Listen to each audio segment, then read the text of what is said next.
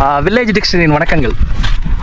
இன்னைக்கு சாயந்தர நேரம் ஒரு கிராமத்தில் ஒரு வறட்சியான பூமியில் சாயந்தரம் 6 மணிக்கு மேலே என்ன நடக்குதுங்கிறத பார்த்துடலாம். என் கூட வரீங்களா? இயற்கை என்ன நடக்குதுங்கிறத பார்க்கலாம். நான் மட்டும் தான் போயிட்டு இருக்கேன். என்ன நடக்குதுன்னு பார்க்கலாம். போலாமா? வாங்க. கிளம்பிட்டோம். சூரியன் மறையிறதுக்கு ரெடி ஆயிடுச்சு. ஏத்தாப்புல ஒரு காலேஜ், ஒரு சிபி நிறைய இப்போ கிராமங்களில் பார்த்தீங்கன்னா நிறைய காலேஜ் வந்துருச்சு. அக்ரிகல்ச்சர் காலேஜில் எல்லாமே வந்துருச்சு. அக்ரிகல்ச்சர் காலேஜ், சிபிஎஸ்சி ஸ்கூலு எல்லாமே வந்துருச்சு. இங்கே ஒரு 30 வருஷத்துக்கு முன்னாடி 20-25 வருஷத்துக்கு முன்னாடி வெறும் காடு தான். வறண்ட பூமியில் விளையக்கூடிய ஆவாரம் பூ ரொம்ப வீரியமா இருக்குன்னு சொல்றாங்க. நிறைய பேர் இதை மருத்துவத்துக்கு நம்ம பயன்படுத்துறோம். ஆக்சுவலா இவங்க பாருங்க, இது ரொம்ப வீரியமா இருக்குன்னு சொல்றாங்க. இந்த பூவு முக்கியமா வறட்சியான இடங்கள், உங்களுக்கு தண்ணி இருக்கிற இடத்த விட இங்க இருக்கிறது நல்லா இருக்குன்னு சொல்றாங்க. இங்க பாருங்க, எடுத்துட்டேன். அப்படியே கொஞ்சம் சாப்பிட்டு பார்க்கலாம். எப்படி இருக்கு?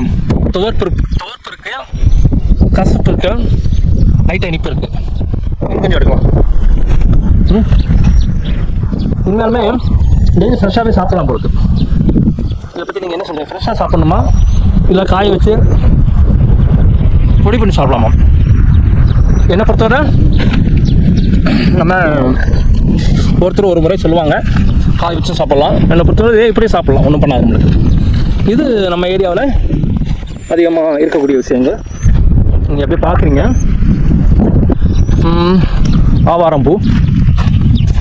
அப்படியே போனோம்னா ஒரு பனைமரம் இருக்குது, தெரியும் நினைக்கிறவங்களுக்கு. இந்த பனைமரம் ஆனா பெண்ணா பார்த்துலாமா?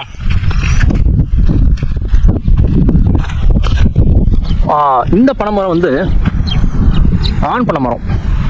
எப்படி உனக்கு தெரியும்னு கேட்குறீங்களா? நான் சொல்கிறேன், இருந்தாலும் நீங்களும் உங்களோட கமெண்ட்ஸில் போடுங்க. இது ஆண் மரமா இல்லை பெண் மரமா? நான் நேற்று சென்னைக்கு போயிருந்தேன். நேற்று ஒரு வாரம் இருக்கும். சென்னைக்கு போனப்போ ஒருத்தர் நான் கேட்டேன். என்ன கேட்டேன் அப்படின்னா, ஒரு நிமிஷம், வேப்ப மரம்னு கேட்டேன். அந்த தம்பிக்கு வேப்ப மரம் தெரியல. அதே மாதிரி முருங்கை மரம் கேட்டேன். முருங்கை மரமும் தெரியல. அவங்க படிக்கிறது பார்த்தீங்கன்னா பெத்த படிப்பு, இங்கிலீஷ்லாம் நல்லா தெரியும், மற்றெல்லாம் தெரியும். அந்த யதார்த்தமான விஷயங்கள் நிறைய தெரியல.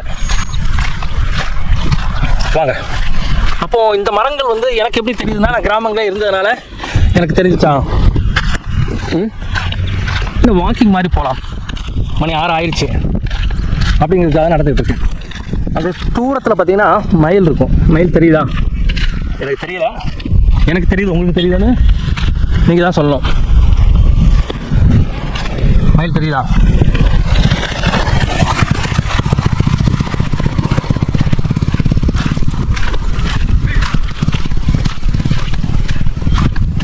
இங்கே பாருங்கள், ஒரு பெரிய காடு. என்ன காடு? ஆவாரம்பூ காடு. இங்கே பாருங்க, எவ்வளோ ஆவாரம்பூ இருக்கு தெரியுதா? எவ்வளோ இருக்கு பாருங்க.